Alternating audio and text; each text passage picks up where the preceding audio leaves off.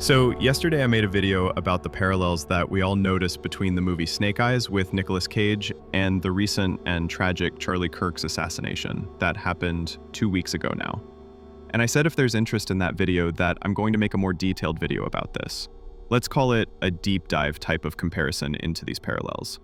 So there has been some interest in that video, some of you guys commented and so on. Thank you, it serves as an encouragement for me to do it. So here it is, that video that I promised. I watched the movie yesterday again, and I tried to pay attention to every detail. I'm going to list here now all the parallels that I've noticed, but I'm 1,000,000% sure that there are more of them, that more perceptive people could notice. Also, some of these parallels, as I was going into it, I know they are not on the same level of like mind-blowing astonishment. I didn't feel the same level of wow factor in all of them. Of course, the name of the senator in the movie being Charles Kirkland, that's the biggest one for me. It really hits hard. But there are some that are less so. And we can also stretch it really far and include some that are a bit, well, not so impressive. And I've seen some videos people really going into crazy schizo detail and stretching it a little bit probably too thin. And I'm not saying anything against that. That's also interesting and fun.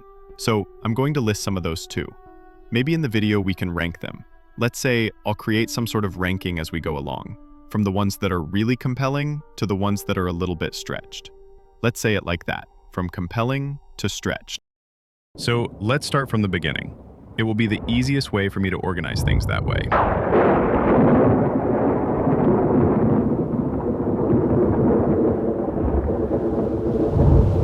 Good evening, everyone, and welcome to a Powell pay-per-view. Right off the bat, we have a few things going on here. First, the name and the ring name of this fighter, played by Stan Shaw, the Atlantic City Executioner Tyler. Executioner Tyler. Can't be more in the nose than that. This one is for sure in the compelling category. And right under that, we have the date. Now, there's been some contention whether this is September the 10th, or 16th, 18th, or 19th. As far as I could tell, this is the only time the date is shown or mentioned in the movie. And I couldn't find anything about it online, any sort of confirmation of the date. All mentions of it I found are in the last few days, since the story blew up. But when I zoom in, it seems pretty convincing to me that this is indeed a 0. Look at this part of the letter B and the letter R. I'm not sure what font this is, but it's pretty safe to assume that it's self-consistent, and that the indent we see here would be equal to the indent on this number if it were anything else but a 0. So, September the 10th. Same date when Charlie got shot. So this one for sure goes into the top tier of compelling. However, as I was editing this video, I realized it's pretty stupid of me not to check a few things. First, when was the screenplay for this movie written? I found this PDF file online, and it says Brian de Palma and David Koepp wrote it in December of 1996. I checked the calendar, and it turns out that in September of 1996, the 10th was on Tuesday, and the 19th was on Thursday. Keep in mind that most promotions organize their boxing matches either on Friday or Saturday, when it's more likely to attract large crowds. All of this is, of course, assuming that the movie logic follows real-life logic. So this to me looks like whoever was making the billboard shown in the movie didn't have the year 1996 in mind. Next, I checked 1997, the year when the movie was likely mostly recorded. That year, the 10th was on Wednesday, but the 19th was on Friday, which now makes it a better candidate number for our search. So, was it the 19th then? I'm not sure. Also, the cameraman in the movie mentions that it's the holiday weekend. But it is a hurricane! Yeah, well, it's also a holiday weekend, so will you please just call it a tropical storm? Please? So, a weekend and a holiday. The weekend part puts it in 1998, Saturday. But I couldn't find any significant holidays on any of these dates in all 3 mentioned years. Just some minor observances, nothing that seems significant to me. Maybe I missed something? Let me know in the comments. As I'm editing this video, someone in the comments on my previous video told me that Google and Wikipedia now show that it was the 19th, but when I went to check, I saw that it says the 10th again. It seems Wikipedia editors are having a little war right now. Anyhow, not sure how they would know except by doing the same research we just did here. Next point is this. 2 days before the shooting, a feminist website named Jezebel published an article in which they bragged about how one of their reporters paid witches hired on Etsy to curse Charlie Kirk. And in the movie, we have this mention of Jezebel. I'm eager to go ringside, along with 14,000 fight fans who have braved Hurricane Jezebel. Cut! Anthea, they want you to call it a tropical storm, not a hurricane. But it is a hurricane! Yeah, well, it's also a holiday weekend, so will you please just call it a tropical storm? Please? The article has since been removed from search engines. The entire movie is jam-packed with obvious hints that one should look in the background, look for signs and symbols. Like, for example, this scene, where this character has a cut in his hand and holds it up right in front of this sign for danger that looks like a cut palm.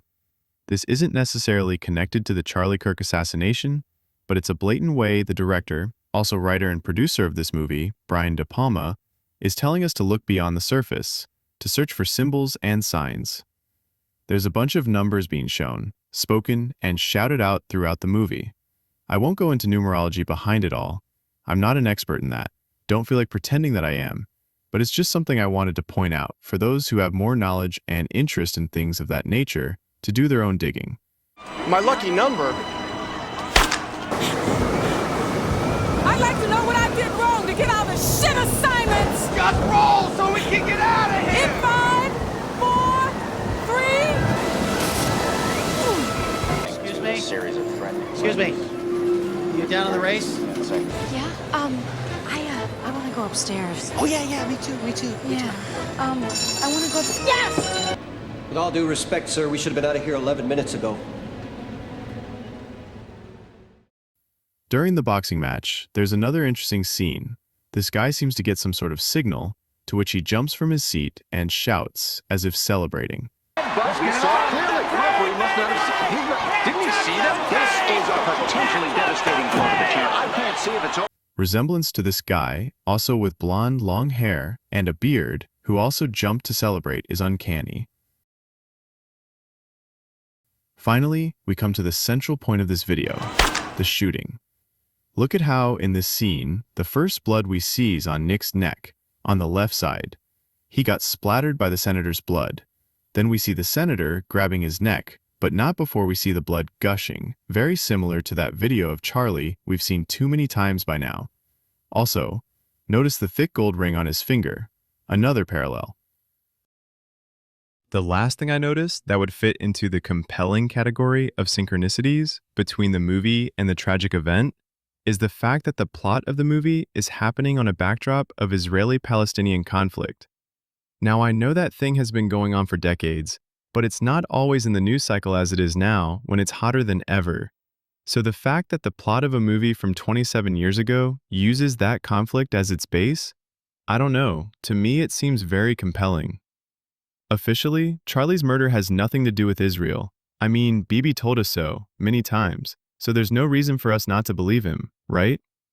In the movie, the fall guy they set up to kill and immediately get killed himself is a Palestinian. The identity of the assassin is Tariq Ben Rabat, 37 years old, a Palestinian who's lived in the United States for the last 6 years. He's believed to be linked to a series of threatening letters written to various defense secretaries expressing outrage over the sale of missile systems and other weaponry to Israel. A handwritten note was found on Rabat's body. Could you hold that up too, please? Apparently, he intended it to be found after the shooting. In the end, I'd like to talk about the hand signals. One of you said he was with me until I mentioned that, and I agreed.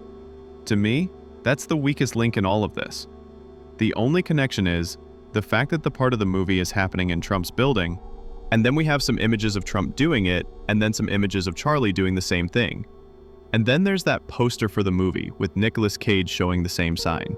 I mean, yeah, there for sure are some secret societies that have their little secret signs that they like to flaunt in public. But there are people who just see other people doing it and they imitate with no thought behind it. And if you go to YouTube and search some of those public speaking coaches, you're bound to find a few that say you should do that, put your hands like that, because that pose projects stability, trustworthiness, and so on. So many politicians and public speakers do it for that reason.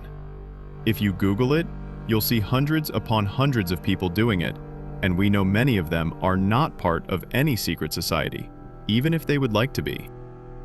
But then again, doing something even without understanding it still might be somehow harmful. I acknowledge that. It could be plans within plans, yeah. So that's about it for this video, guys. I'm sure I left out a bunch of stuff. The movie itself, Snake Eyes, is so full of symbolism and hidden messages, many of which might not be fitting for this little comparison, but are nevertheless interesting. I don't plan to make another video about this at this moment. Maybe if something really interesting comes up in the comments, something big I missed, but I don't intend to ride this into oblivion now. I think too many creators are using this situation now to garner unprecedented amounts of engagement and are so unwilling to let it go that they come up with more and more bizarre theories by the day. It's tacky and disrespectful. I'm not trying to interpret all of this too much. I'm not claiming I know why and how these things happen. It's just interesting to me that they do happen. And this is, as far as I know, the most interesting case of this sort. You all know about that book about the wreck of the ship named Titan, which basically predicted the sinking of the Titanic in great detail, or that cartoon about Kobe dying in that helicopter accident? These things happen. Is it some group of people doing it on purpose, planning things like this for decades up front? Or is it existence projecting itself, fractaling and looping, repeating patterns, just being in a way we can't comprehend? Anyway, that's it for this video, guys. Thanks for watching. Take care.